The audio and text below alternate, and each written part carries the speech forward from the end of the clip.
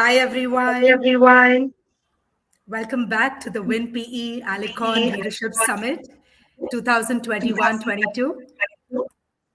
My name is Rochelle D'Souza and I'm the Managing Director of Lighthouse Funds. Hi Nupur. Hi, Rochelle. It is exciting to be back with session two of the ALS, as we call it. The theme for this year's ALS is Women Leaders Gen 2.0, and we had a fantastic session one in December 2021, talking to some amazing women who have created strong brands as really successful investors. That was a power pack session there, Nupur. It has been quite rare actually to see women at the helm of PEBC firms. And most of us have had anecdotes, right, of being just probably the only woman in the room, the only woman in the investing team, so on and so forth. Just sharing a few numbers to the audience here. At a global level, women form only 2.4% of founding partners with control of the firm's investment decisions. 2.3% of PEVC funding goes to women led businesses. Now, these numbers are abysmal. Absolutely. And this needs to change. And having women in leadership is a critical requirement to having increased diversity across levels and decision making structures. It is a critical requirement if we have to unblock the flow of capital to women led businesses. I agree with you there, Nupur. In fact, this business is, however, considered one of apprenticeship, and the industry, by and large, continues to prefer hiring early and growing from within. Even lateral hiring at senior levels has not yet found success. Similarly, at the portfolio level, is what I've observed the fiduciary nature of fund management and the fact that fund managers are expected to construct a portfolio that's optimized for their LPs' expectations sometimes does not support the setting of any kind of quotas on where the investment capital has to go. Absolutely, Rochelle. There are challenges, and I think that is why we have organizations like WinPE. So at WinPE, we are constantly pushing the boundaries to look for solutions. For example, building a diverse board, bringing diversity at the CXO levels, and encouraging an informed approach towards DNI at portfolio companies, we believe are steps forward in integrating diversity into investment portfolios. We are sympathetic to the complexities of hiring at the partner level at an investing firm, but I believe a lot more needs to be done to unblock the internal growth path and make it a level playing field that will allow women to progress all the way to the top. As WinPE, through sessions like this and the WinPE Insight series, we are bringing forward role models, and role models are considered to have a very powerful influence in encouraging young women in whichever career path they're choosing. And we bring forward these women to inspire younger women with their, I can do it too spirit. And then the WinPE mentorship program is working with some very, very talented, high potential future leaders and turbocharging their growth. So if you see for an industry with a 20% diversity at entry levels, only 7% women are at senior roles.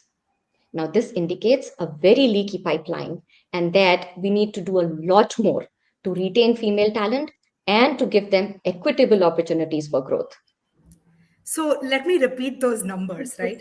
20% at entry and then 7% at the senior leadership level. So I guess that's such a leaky bucket right there. But I want to focus for a moment on that mentorship program that you mentioned. I have spoken to women of the previous cohorts that WinPE just organized, and it has been such an inspiring and an helpful session for mid-level women to look up to role models, right? And WinPE has given that access, which is fantastic. So the problem is twofold. It's attraction, and then there is retaining talent as well, which can be very expensive for our industry, right? I'm looking forward to hearing from the panel today, Nupur. Successful women who have lived the experience of being an outlier at times when nobody was even discussing DNI, right? And who are working with their firms to create teams and cultures that embrace the benefit of diversity. Absolutely. And at WinPE, we are constantly thinking about how to be forward leaning and bring in intentionality without giving into reservations or diluting meritocracy. And I'm just so thrilled to have Carol, Ginny, Shruti, and Shweta as our panelists today to share their knowledge and understanding of the issue and bring in global experiences, learnings, and trends that our audience can really learn and benefit from. Well, then, let's move on to the panel without any further ado. Please join me in welcoming Carol Kim from the Blackstone Group. Carol Kim is the Senior Managing Director and the Head of Institutional Client Solutions Group in Asia and is based in Hong Kong. Since joining Blackstone, Ms. Kim has been involved with the investor relations and the new business development in Asia. She is also the co founder and a board member of 100 Women in Finance. Welcome, Carol. Let me move on to our Thank next you. speaker, Jeannie Caesar Fabian from the Palladium Equity Partners. Jeannie joined Palladium in 2011. She served as the head of ESG and sustainability and is a partner at the firm. Ms. Caesar was recognized as a notable LGBTQ leader and executive by Crane NY Business.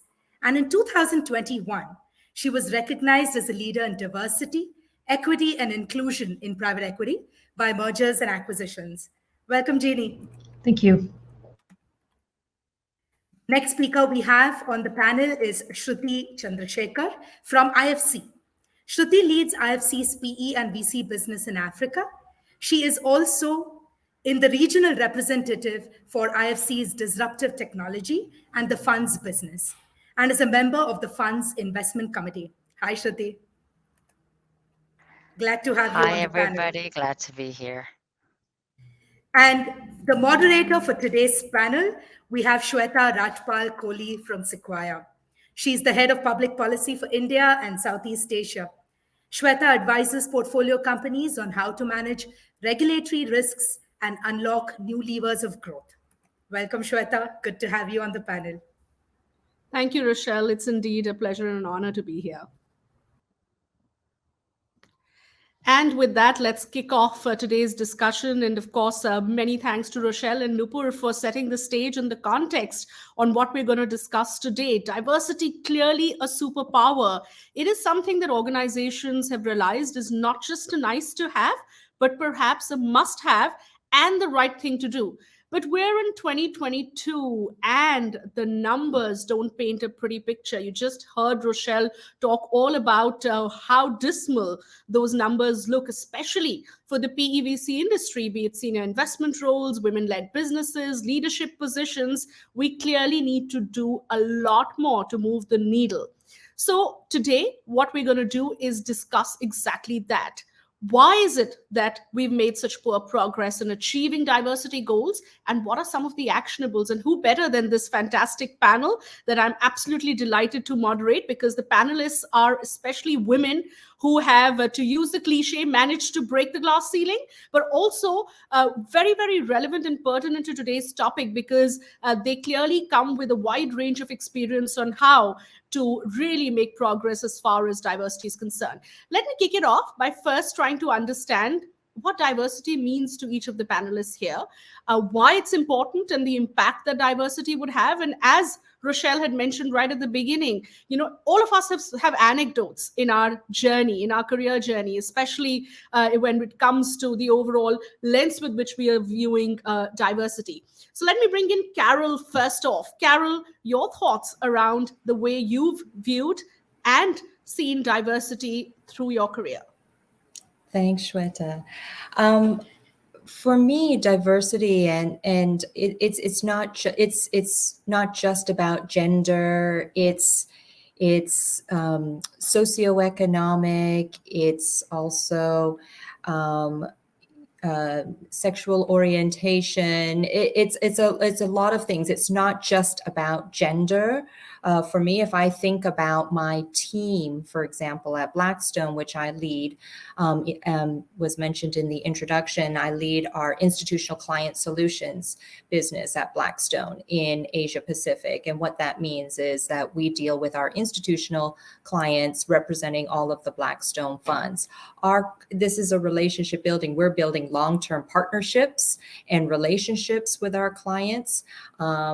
that have spanned decades, quite frankly. And I've been with the firm for 15 years. Some of our clients have also been at their respective firms for a long time. So I want to build a team, for me personally, that is diverse and can relate to all the diversity of our clients as well. Not all of our clients are homogenous in that they all graduated from the same types of school, all grew up in the same parts of the world, all speak same languages, came from the same socioeconomic backgrounds. And so we want to be able to be relatable. We want to be able to build great relationships and to connect. And so I want to have a diverse team that can relate to the clients. And that's, to me, is what diversity and good business, and why it's good business for me. That's what it means for me on my day-to-day. Thank you, Carol. That's perfect. And I think I love the authentic way in which you've described what diversity means to you and why it's important. Shruti, would love to bring you in here and for you to share your experiences, whether it's around building a diverse team or it's about when you were put in situations where you weren't necessarily in a so-called diverse environment. Shweta, of course, happy to jump in. So diversity is something that in my current organization, we've valued it for a long time.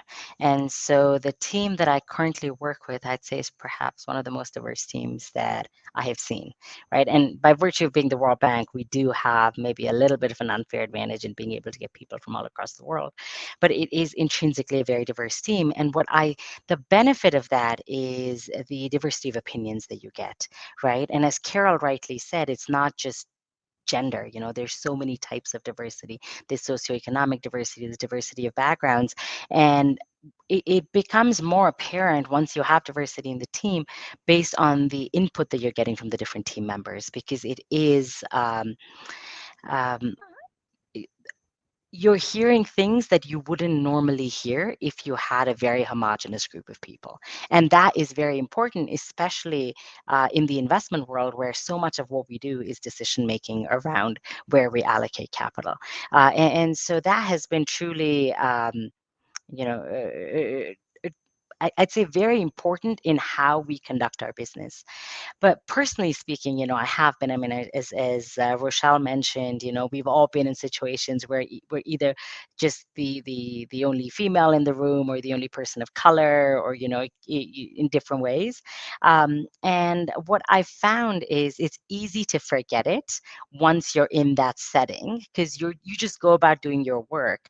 And then it takes a little bit of, being jolted out of that situation through comments that people make or through an action that happened. So, like, one thing that I was chatting with Nupur about this the other day, and when I was working at a private firm, one of the things that I noticed is I was out of business school. I was fairly fresh in the industry, around 10 years ago, and I remember feeling that the senior men that I worked with were marginally kinder to me, right? Like the expectation, like they were kinder in setting deadlines. They were like, it was apparent to me, and in some ways I wasn't being judged at the same level as everyone else. And in their mind, they were being considerate. You have family obligations, you have things to address, which men in a similar setting don't have to deal with. And so I think they felt they were being kind, but I felt that when it came to end of the year evaluations, I never stacked up because they never let me try to meet the same standards as everyone else. And even if I tried and achieved it, in their mind, I was competing from a different platform, right? And I was talking to a friend who's in sociology, and she described it as benevolent paternalism. And they felt they were doing it. Yeah, Yeah, yeah, they felt they were doing it out, they were doing the right thing. So I'm not faulting them, but yeah. the consequences of that were, to me, were meaningful, right? And so what I've, at least now in my current role, I try to actively, not hold different people to different standards, because it's you see someone who's similar to you, you expect them to perform like you, and you hold them to a different standard, and it goes, the bias goes in many ways. It's called like for like bias. And so that's something that I try to be conscious of, because I remember experiencing it when I was a VP at a PE firm. Right, Shruti, I loved your response, because I think you've thrown up so many important issues, and I think something that we're also going to talk about in detail as we move along in the panel. But I think one of the most critical pieces is that sometimes we don't have a playbook on dealing with diversity and what is the right thing to do. On one hand, some may argue that having that little bit of extra empathy is actually the right thing to do, because women need it, just considering how much they're dealing with. But on the other hand, Shruti, as you pointed out, that there are women who just don't want to be treated as women all the time. They want to be treated as leaders. They want to be treated as professionals, and want that equal status in the workplace, where you're saying, what, we don't need this preferential treatment. So I think very interesting set of issues that you've thrown up, and we'll go deeper into that. But I want to bring in Jeannie at this point, because Jeannie, in many ways, you as well as Palladium have been trailblazers in the whole diversity conversation. Do share with us, why this is so important to you personally, and why the organization's taken on this sort of mandate in itself to move the needle and to make a difference as far as diversity is concerned. Thank you so much, Shweta. I appreciate the kind words about Palladium and me. So Palladium was started in 1997 by a guy named Marcos Rodriguez, who was a Cuban immigrant to the United States. His family fled the Castro regime when Marcos was 6 years old, and he grew up in the Washington Heights neighborhood of New York, which is actually the Latino neighborhood that In the Heights, Lin-Manuel Miranda's musical, is based on. So he was just very, very smart, and ended up going to Columbia undergrad. He ended up going to Wharton Business School and had a very successful career in private equity. He was always the only non-white person in the room. So he decided to start his own firm. So we were started in 1997 by a Cuban American with the idea and the understanding that if you are not doing business in an echo chamber, you are going to get to better decisions on behalf of your investors. And we live that principle every day. Our employee base, which is, we're now about 60 people, we're across employees, we're over 74% minority or female, and we have a partnership of 11. And we're over 62% minority or female. And that means we have a lot of different perspectives in the room. And I think, Carol and Shruti hit exactly the nail on the head, that it's better decision-making, it's better business if you have these conversations that are informed by the life experience of different people. Because I love Shruti's calling out the sort of the obstacle of low expectations, as I think of it. When we started, we received funding from a lot of emerging manager programs from U.S. public pension plans. And those plans are specifically designed for minority-owned firms. And that was great when we were first starting out, and we had, a couple of $100 million under management. But we're up to $3 billion under management now, and we've sort of graduated from the emerging managers program. So we've emerged, but many folks don't know what to do with us because they view us as a minority-owned firm, and they innately that's different than a majority-owned firm that we're competing with, because we don't quite fit in the emerging managers program anymore because we're too large, we're too successful. But we're still dealing with the obstacle of low expectations, because we don't need help making it. We've sort of made it, but we do need investment going forward. So I think what Carol said about understanding our investors and being able to serve them through the diversity of our teams, that's critically important. So much of our investment comes from public U.S. pension plans. And my father was a warehouse worker for the New York City Board of Education. His pension plan put me through college. So we have, my experience, and then Marcos, who, came from a very mean background and, went to Wharton and became a partner at JLL before he started his firm. I mean, the conversations that come out of those discussions between people who have come from a variety of places, they're just so much more comprehensive. It brings so many different viewpoints. So we're seeing things that perhaps, if we had a room full of white guys that all went to Ivy Leagues, they certainly wouldn't see or wouldn't think about it that way. And that gets you to better decisions. That gets you to looking at decisions that have to be made from 360 degrees. Because, you know, investment decisions that affect communities in which our companies are doing business, they're going to affect people like us, meaning all the entire spectrum of who we have in the room making decisions. And from my perspective, it's a no-brainer. It's better business. And I think statistically, the Knight Foundation has had a couple of reports issued recently and for the last 10 years, quite honestly, that dependably suggest that diverse owned companies will statistically outperform non-diverse owned companies by a factor of I think 20%. Don't quote me on that, but it's you know, the statistics are there. It's very interesting that, you know, by and large investors across the spectrum aren't clamoring to get women and people of color to lead their firms because statistically we'll outperform. I'm just going to back Jeannie. Sorry, Sweti, if I can.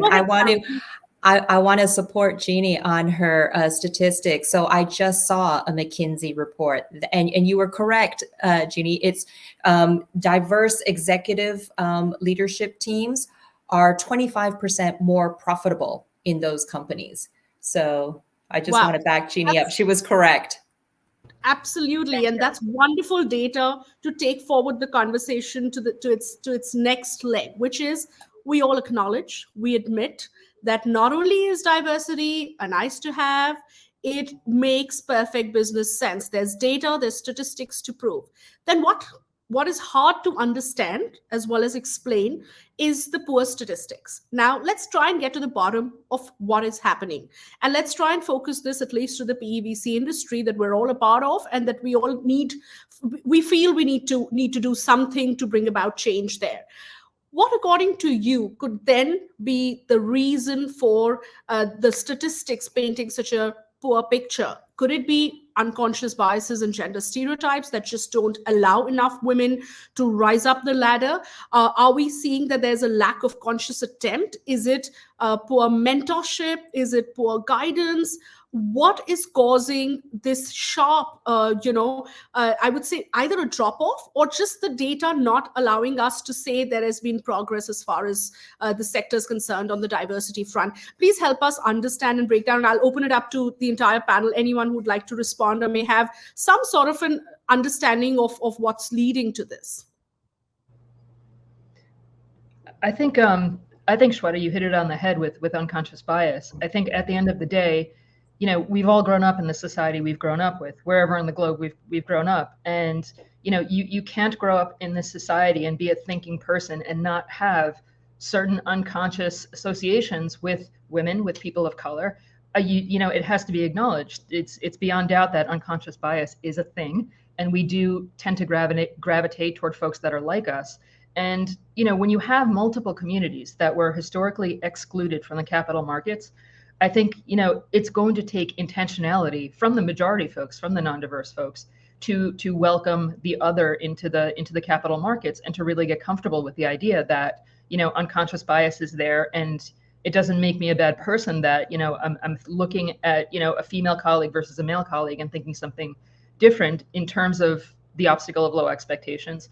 But, you know, the sooner the industry can acknowledge that and intentionally try to change it, I think the sooner the statistics will change. But it's a difficult thing to do because people tend to feel very defensive when you bring up unconscious bias, I've found. If I may add to that, the other thing, so one of the things that we looked at a couple of years ago is to try and see how do we help our fund managers change the demographics of the team, right? And we were having conversations with them to say, you know, what is your biggest pain point? And the thing that we often heard was pipeline, right? And like pipeline being the most challenging, whether it is candidates to hire into PE teams or, you know, women-led businesses to invest in. That seemed to be sort of the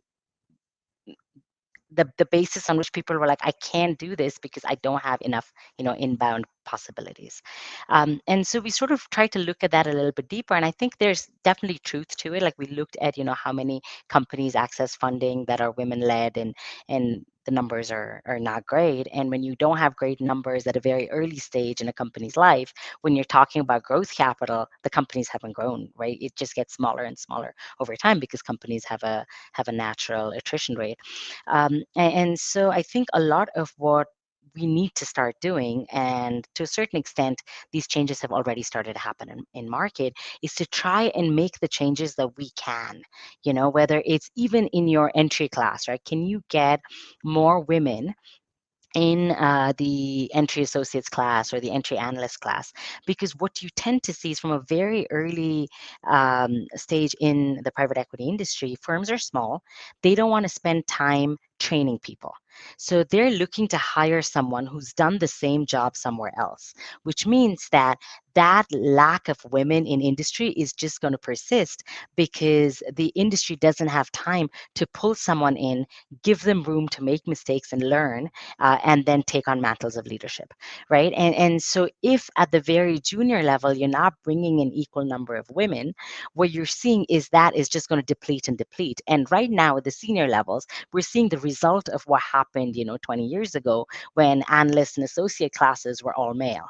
Most of us, when we started our career, there weren't a lot of women who were in your investment banking class or your management consulting class. And that has changed significantly. Now, if you look at an entry-level class going into banking or going into consulting or other feeder industries to private equity, you're seeing more parity, which I hope means that, 10, 15 years from now, you'll see as many female GPs as you see male GPs. And so I think that we're seeing some remnants of decisions made in the past, but it also means we need to be more proactive now in terms of things that we can do to change the future.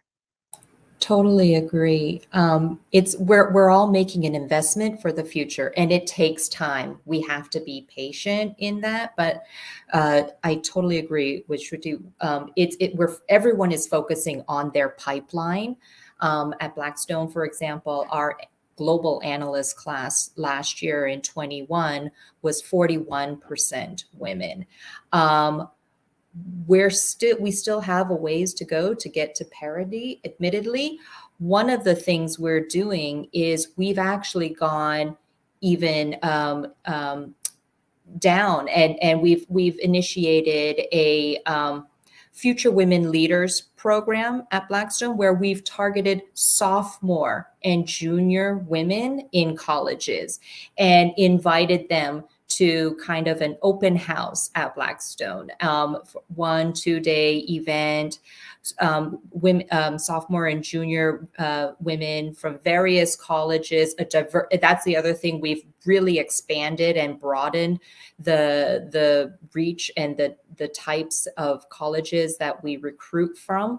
And we invite them for a couple of days at our office, meet different leaders, get to know the different functional roles, let them know that there are different roles and women, and let them see that there are different people that maybe look like them, that they can relate to. They're not all just investing roles. There are different roles in legal, finance, investor relations, public relations. Let them know that there are these different opportunities. Start a little bit earlier in their education career, so that they're even, while they're selecting and finalizing their major, so that they're even in the position to apply in the first place. That's also going to help broaden the funnel for all of us.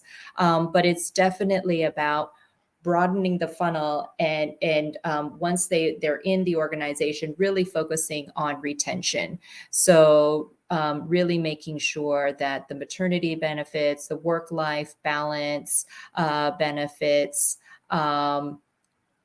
affinity groups, mentorship circles, allyship are along the way, and that it truly is a meritocracy, and that they're finding opportunities to thrive and succeed and have a long-standing career. Great. I think some wonderful ideas out there, and I want to focus on each of these ideas in greater detail. But I want to pick on one term that Jeannie used, and which is to talk about intentionality. So is that the need of the hour, that we're not doing enough intentionally to sort of move the gender balance in favor of a more diverse workplace. And as Carol had rightly pointed out, that we're talking diversity beyond gender here. As we move forward on that intentionality, the one question that often comes up is around having women only programs, having women only cohorts as far as startups are concerned, funding them, having diversity candidates in the interview pipeline as a must have. There's always two sides to this debate, and we've often heard even some women founders in our portfolio often turn around and say, you know what, we don't want to be part of a panel on women because that's the only place you always put us in. And we want to be seen as a founder, we want to be seen as a leader. We don't necessarily just want to be always tagged as a woman founder or a founder of a women-led startup. We're tired of that labeling. That brings me to the point of whether all of you are supportive of the so-called quotas or the intentionality, as Jeannie put it, or moving forward with specific programs that would help move the numbers. Or do you think we have to allow, as to use a term that Carol used, a meritocracy on the other end of the spectrum at play? Because meritocracy is also all about just allowing the pipeline to grow organically and not force-footing something. Shweta, I can jump in on that question. I think intentionality is very important, right? Because and I just want to clarify that intentionality and quotas are not the same thing, right? Intentionality is where you want to do something different to bring about change. So you're being thoughtful in how you're changing the world forward looking, right? Quota is sort of more like this is an expected sort of randomly allocated threshold that you need to meet, and if you don't, you can't participate. So and they there are examples of where quotas have been quite helpful in addressing problems around diversity. But I think intentionality is a little bit different, right? Because it's coming from we see the benefits of making a change, and what can we do to not just assume those things are going to happen, but try and work towards it, right? So it's sort of placing a value on having diversity in whatever you're doing, and saying that if I'm placing the value on diversity, what can I do to make it more possible for me to achieve it? And that's sort of what intentionality captures. And so when we think about gender and gender balance in private equity, we're not saying, oh, we're only going to support women-led funds because that is going to solve the problem around the lack of women in the industry. What we would like to see is every private equity firm have gender balance within their firm, right? That is the ultimate goal, because at the end of the day, I mean, it's great to see a woman start something, and it's wonderful to see a man start something too. But like what we want to see is working towards an atmosphere where there is diversity, where there is diversity of opinion, a diversity of thought, and in order to get there, sometimes we need to be more intentional about it, right? So for example, you can say that I'm going to try to source, companies that have women in leadership, but I'm not setting myself up to say, I need X percent of the deals that I do to be, led by women. Now, you can make a very strong effort and you might now meet what you thought you were going to meet in terms of target, but then can you work with these companies to bring women into management of those companies, right? Which is very different than saying that this is my quota and this is what I need to meet. And so I think intentionality is quite important. And with intentionality come targets, because you're trying to get somewhere, but it is a target that you're hoping to achieve. It's not a quota that you need to fill today. So I think there's a little bit of a difference, and I think there's benefits to intentionality. I love the way you've tried to strike that balance between the two, Shruti, making the difference. That little, I would say, differentiation between what quotas are versus what intentionality is. I also think quotas have a slightly more negative connotation to it versus intentionality, which comes with a lot more positivity towards making that change. Here, I'd like to also mention that at Sequoia India, we have recently launched a program to support women-led businesses and women startups, where we said, you know what, we're going to have a cohort of 15 startups that will be only led by women and very genuinely led by women, and not very often that we see that, again, you're just ticking the box, and give them a grant, which will be equity-free grant, because that takes care of the other problem that, for instance, Rochelle was talking about, that you necessarily don't want investment teams to have any bias when it comes to their investment decisions, even if it is about diversity, right? You want to be able to only make investment decisions that are the right investment decisions based on the pipeline you have. But then this is a separate cohort, which we call Sequoia Spark, which is part of a fellowship of sorts, of an equity grant that we've given, equity-free grant that we've given. But what's more important in that, and we feel that what makes that program very powerful, is that beyond the grant, which is obviously nice to have for a company that's starting up, is a lot of a year-long mentorship program, where we're mapping, founders, as well as successful founders, as well as investment team members with women founders, and doing whatever it takes to make them successful. Now, that, I believe, in many ways is intentionality. Is it quota? No, it's not, because it isn't the quota system. And I'll very quickly quote one other anecdote, which often got me thinking around whether we're ticking the box on diversity or are we making meaningful change. So I was approached by a headhunter once who asked me if I was keen on an opportunity, and I turned it down, saying no, that I'm not exploring any opportunities at this stage, but I could recommend candidates who would be ideal for the role. And I recommended a male candidate, and the headhunter told me, no, sorry, we're only looking for a diversity candidate for this position. It actually made me think whether it was good or bad, because a part of me said, I like the fact that there is, in that ways, some bit of intentionality, but it also made me feel that, was I being approached only because I was a diverse candidate versus a meritorious candidate? So I think this is such a fine balance of whether we're ticking the box or we're trying to make meaningful change. With that, I'll invite Jeannie and Carol to also share their thoughts around this topic, which is in some ways, I would say, sensitive as well. Yeah, I firmly believe in having both in mind, the intentionality and the meritocracy. Ideally, having them equally in your head as much as possible. I think our industry, the meritocracy part is kind of more natural. And I love that panels like this, conversations, the intentionality is becoming more and more front of mind, which is great. So there's room for both. I think a great example and a story, if I may share, is at Blackstone a few years ago, we started a growth equity business led by John Korngold. And he had the opportunity to build a brand new team. He had a blank slate of paper to build a team. And of course, he's looking to build the best team, but he intentionally wanted to build a diverse team as well at the same time. His head of his consumer investing sector happens to be a woman, Ann Chung.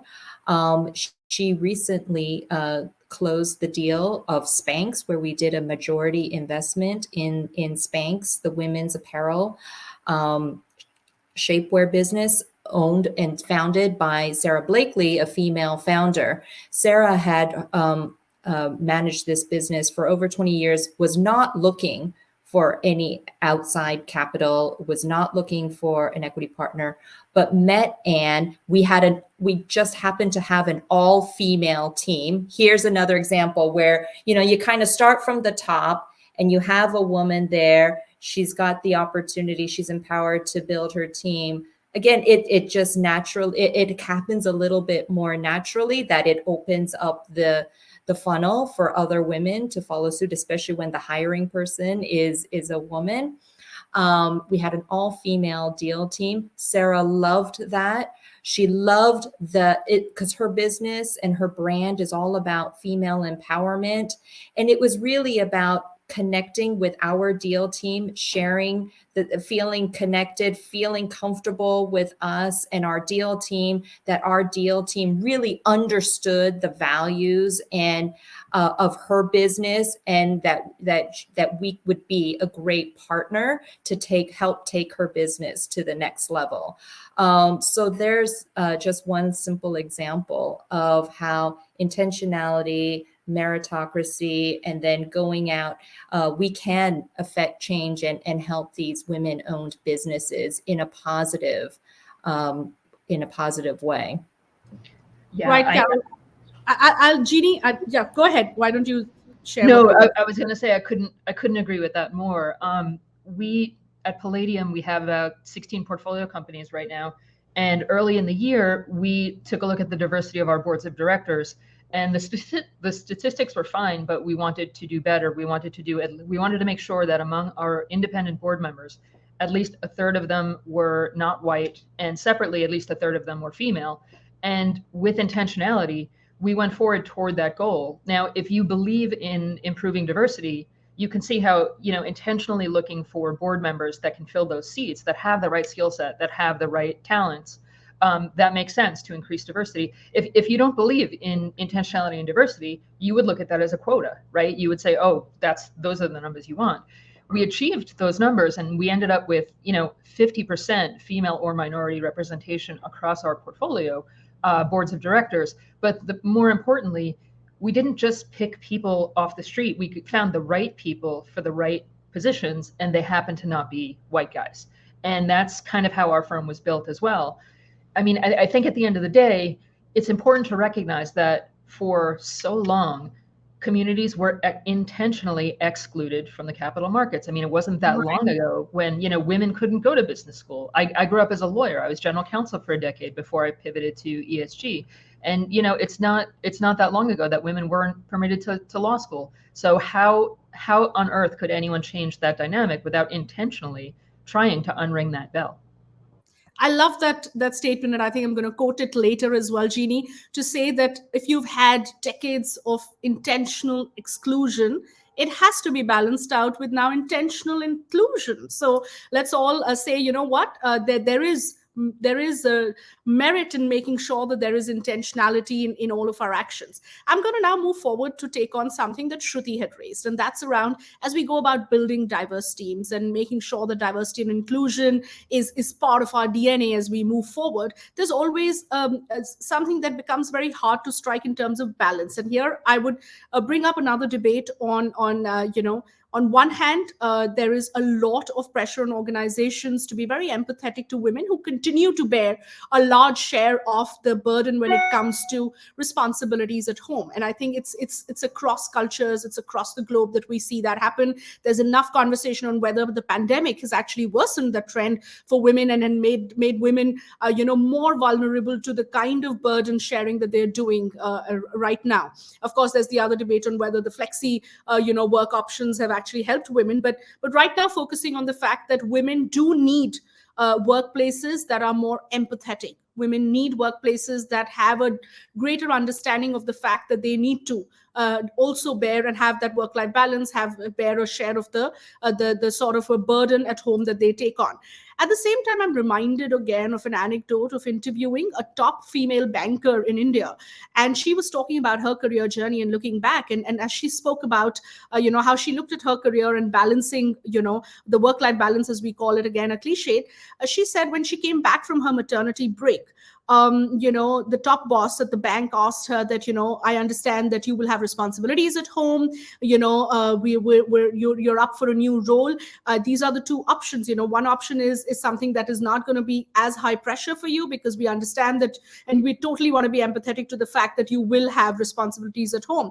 But the other is actually a role that we think you're perfectly suited for, but this is going to be very high pressure and demanding. And she says, I thought about it and I said, you know what?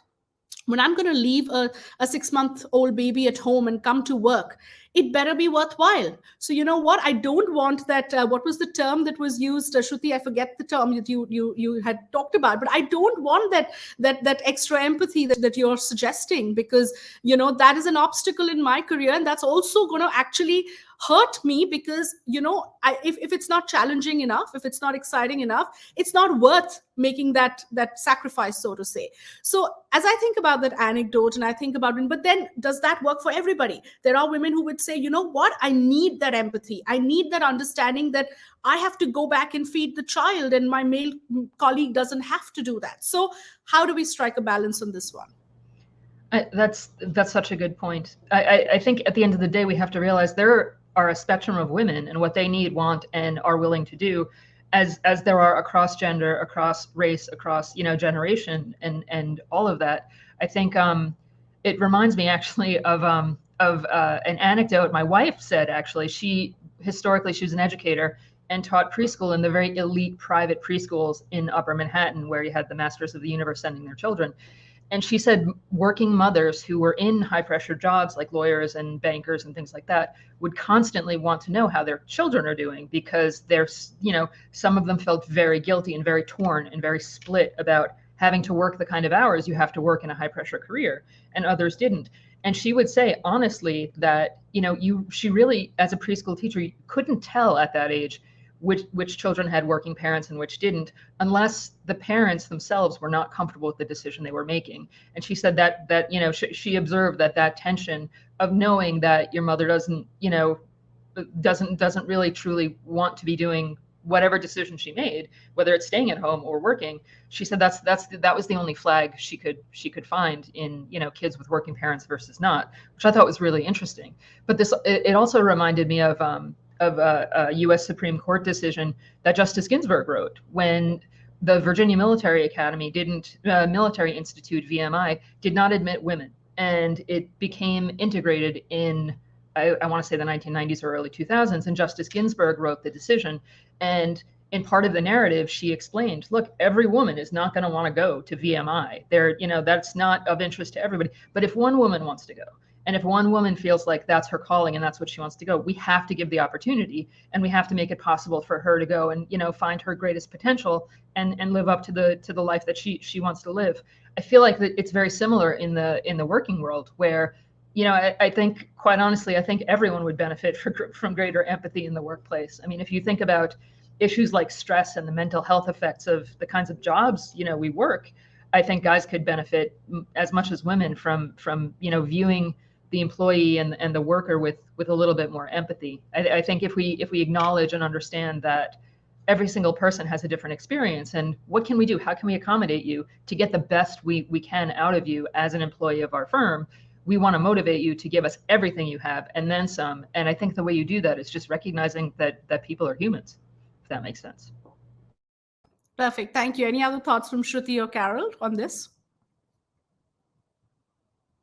Sure, happy to jump in. I mean, as you were speaking, one of the thoughts that came to mind is it's also, when you have things like maternity leave and men don't get equal leave, it's challenging for them to be parents, right? Like my husband works for an American firm. When we had our baby, he got no paternity leave. They said, oh, you can take vacation if you'd like, right? And in the US, that's fairly standard. And it's sort of just the policies the company has is also making it such that men are expected to work all the time. They're not expected to take care of the family. And is it a reflection of the culture? Maybe. But there are things that where intentionality can come in, where the company says, we're giving women maternity leave, but the world that we're moving to, parents are not just the mother, they also include the father. So shouldn't we be thinking about equal or similar caretaking leave for the parent? And you're starting to see, a lot of firms are, talking about primary caregiver versus secondary caregiver and providing leave along those lines, which is changing. And it also changes the recruiting mindset, because if you're recruiting someone who's at a business school who's like 28 years old, it's not uncommon for firms to look at a woman and say, oh, she's going to have a baby and be out of the workforce for at least 12 months over the next 4 years. do I want that, or should I just hire a guy? It'll just be easier. But if men are taking equal paternity leave, then you've changed the conversation, because anyone you hire could have a baby at any point and take time off, right? So there are things that firms can do that is quite intentional, that can even out the imbalance between the working life of a man and the working life of a woman. Shruti, I'm again reminded of another anecdote, and I think I love the point you've made. And I'll take it a step further and say, not just the policies. I think we need positive role models in men as well at the workplace. Again, I'm reminded of an anecdote where, when I was working at Uber, we had a colleague who was the legal head of the team, who at 1 p.m. every day would say, you know what, I will be away for an hour because I have to go pick my kids from school and drop them home.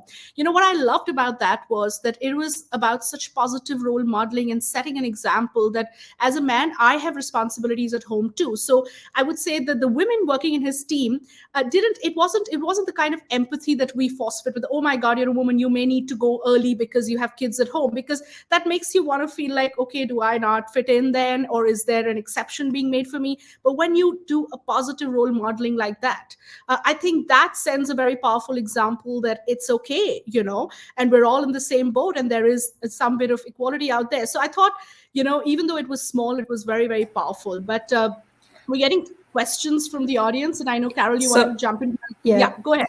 Just to add one, because I firmly agree, and I didn't think I had much more to add to all the great comments that were already said. But the one thing I will add, in addition to the intentionality, the meritocracy, accountability. Finally. And I think that's one thing that we've started to implement and in our firm as well, is not only is it intentional, we've got the policies and the guidelines and the training, but now we're also, it's part of our year-end 360 evaluation. It's part of the conversation on promotion. Does this person promote diversity and inclusion? Is this person nice, to Jeannie's point about empathy? Is this person a good colleague and a good manager to their people, and a good colleague and collaborative? So I think that's also something that's very important and critical and absolutely necessary. Have people accountable, have the peer evaluation, and share that feedback. To address the unconscious bias as well. Right. I'm going to move on to take one question that we've got from the audience. And I know we're running out of time, but we'll quickly try to get a response to at least one of them. If the panel can share some examples or case studies where they successfully enable D&I as a board conversation with their portfolio companies. Anyone would like to take that?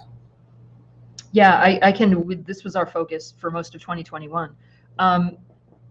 It's we found it very easy to have discussions about the importance of diversity, equity, and inclusion with our portfolio company boards because of statistics like the surveys that Carol and I were talking about earlier, that it is a business imperative. If you have, if you destroy the idea that you have one point of view, one voice really at a board bouncing the same idea back and forth, you're going to come to better decisions. So we partnered actively with organizations that are literally created to increase diversity in the industry, and we have a lot of long-term partnerships with these organizations because of who we are as a firm. Because we think the oldest, largest, and most successful minority-owned private equity firm. So we partnered with groups like the Toego Foundation and the Women's Association of Venture and Equity, or WAVE.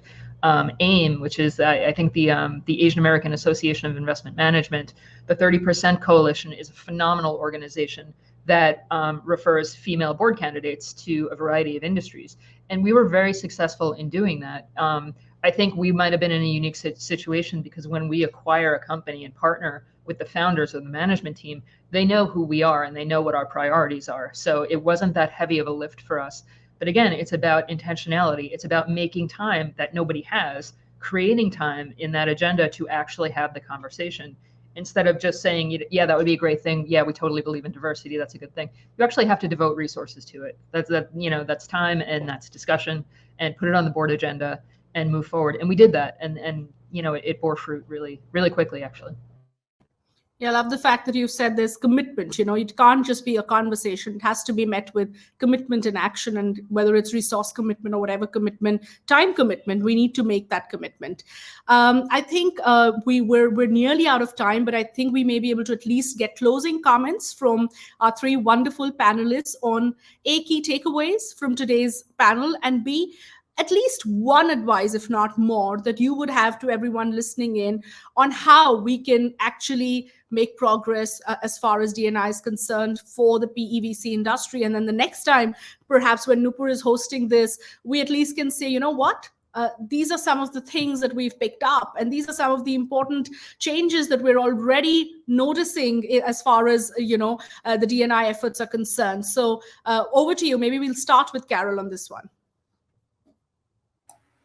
I think the key theme of intentionality, meritocracy, and accountability really resonated to me from this conversation. I think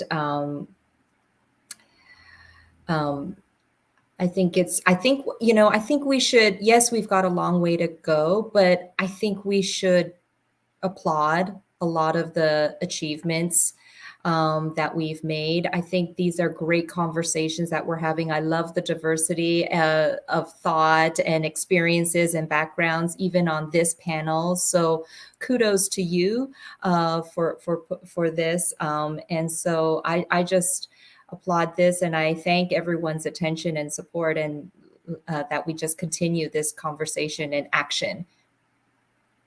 Thank you. Shruti, if we could have you go next. Sure, happy to jump in. I think Carol put it extremely well. I think one of my key takeaways from this conversation and from like the changes that we're seeing in the market today is everyone can make a difference, however small you think it is, and you might not think it's meaningful. Maybe all you have is the ability to hire one person. Think about diversity, make the final decision based on who is the best fit for the job.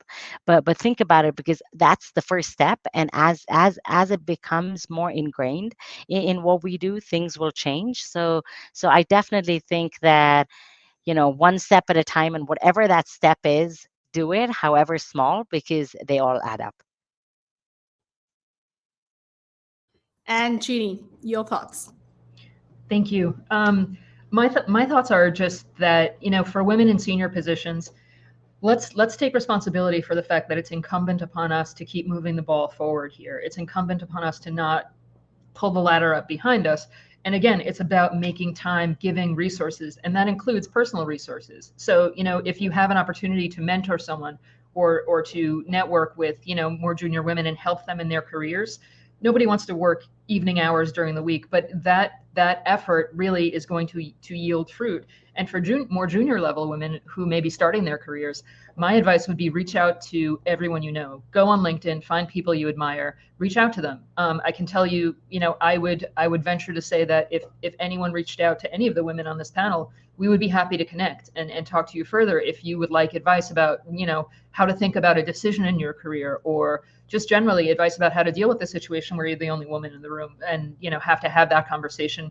And you may have a different perspective that, it's not easy to find your voice when you're the only one sharing a viewpoint that nobody else can have, because they're all guys. So I would say, connect with the people that you admire, and on the senior level, talk to the young women coming up the pipeline, because really, we can inspire them, because that's, if we want to change the industry, the only way it's going to happen is if we intentionally work to make it happen.